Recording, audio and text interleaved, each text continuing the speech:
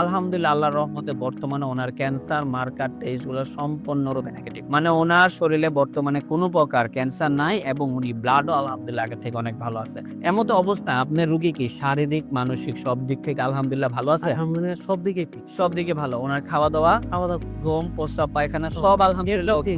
সব আলহামদুলিল্লাহ ভালো। আসসালামু আলাইকুম ওয়া রাহমাতুল্লাহি ওয়া বারাকাতুহু। আমি doctor Mohammad Aslam, BHMH, BHP Dhaka, BHMH on course Dhaka বিশ্ববিদ্যালয়। বর্তমানে বিশ্বনন্দিত ক্যান্সার চিকিৎসক অধ্যক্ষ ডক্টর এস এম সারোয়ার স্যারের চেম্বার গণস্বাস্থ্য হোমিওতে ক্যান্সার চিকিৎসক হিসেবে নিয়োজিত আছি। আল্লাহর রহমতে আমি আপনাদেরকে আজকে পরিচয় করিয়ে দিতে যাচ্ছি এমনই একটা পেশেন্টের সাথে যিনি আল্লাহর রহমতে ক্যান্সার রোগ থেকে সম্পূর্ণরূপে আরোগ্য হয়েছেন। চলুন আমরা সরাসরি ওনার কাছে চলে যাচ্ছি। আসসালামু আলাইকুম। ভাইজান কেমন আছেন আপনি? আলহামদুলিল্লাহ। ভাইজান নাম কি আপনার? আমার নাম মোহাম্মদ পন্নু মিয়া। মোহাম্মদ পন্নু মিয়া। আপনার গ্রাম কোথায় ভাই? গ্রাম হইলো দড়িকুশলী, ইউনিয়ন? বল্লা, বল্লা ইউনিয়ন। থানা কোনটা? কালিহাত, আর জেলা? টাঙ্গাইল, টাঙ্গাইল জেলা। আচ্ছা। আপনার বাবার নাম কি? মুজিবুর রহমান, মায়ের নাম? খুদেজা বেগম, খুদেজা বেগম। আপনার বোনের নাম কি? জায়দা। জায়েদা। জায়েদা আপুর কি বিয়ে হয়ে গেছে?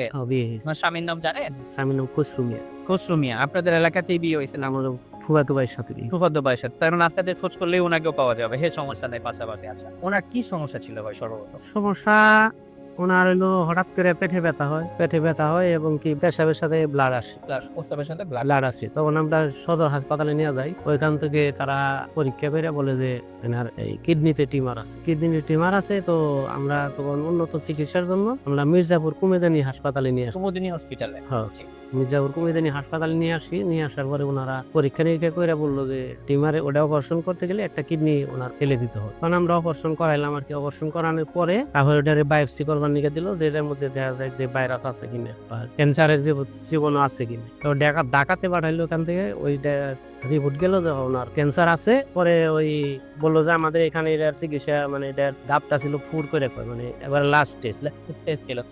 লাস্ট টেস্ট বললো যে আমাদের এখানে এটার চিকিৎসা হবে না, আপনারা ওই এই মহাখালীতে যাও। মহাখালী ক্যান্সার হাসপাতালে। পরে আমরা ওনারে নিয়ে আসলাম, আমার বোনের মহাখালী হাসপাতালে নিয়ে আসলাম। মানে অপারেশনের পরবর্তী অপারেশনের পরবর্তীতে মহাকালী নিন।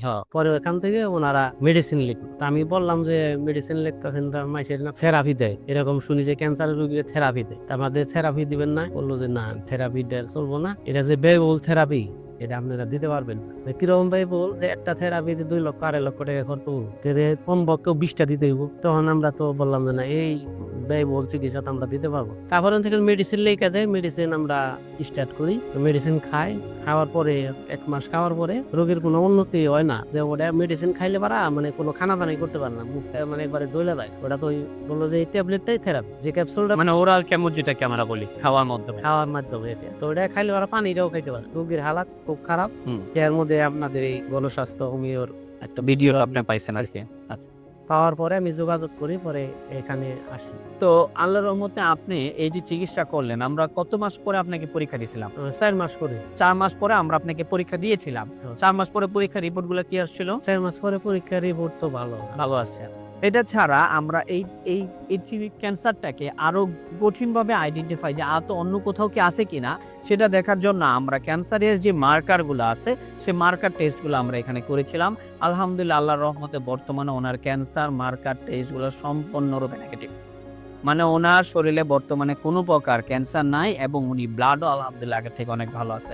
এমতো অবস্থায় আপনার রোগী কি শারীরিক, মানসিক সব দিক থেকে আলহামদুলিল্লাহ ভালো আছে? আলহামদুলিল্লাহ সব দিকে ঠিক। সব দিকে ভালো। ওনার খাওয়া-দাওয়া, ঘুম, প্রস্রাব, পায়খানা সব আলহামদুলিল্লাহ সব আলহামদুলিল্লাহ ভালো। আচ্ছা, আপনি যে আমাদের এখান থেকে চিকিৎসা করে আল্লাহর রহমতে ভালো হয়েছেন, এই বিষয়ে জাতির কাছে কি বলতে চান যদি কিছু বলেন?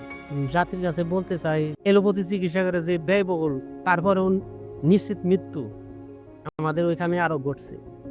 যার কারণে আমার বোন, আমি মৃত্যু যাই নাই, যে বোন বাদী মারাই যাব, একটা ট্রিটমেন্ট আমি দেয়া দেখি। মানে লাস্ট কি হয় কি আল্লাহ কি করে? এত হায়াত না থাকলে তো পৃথিবীর কেউ বাঁচাইতে পারবো না। কেউ বাঁচাইতে পারবো? না পারবো না।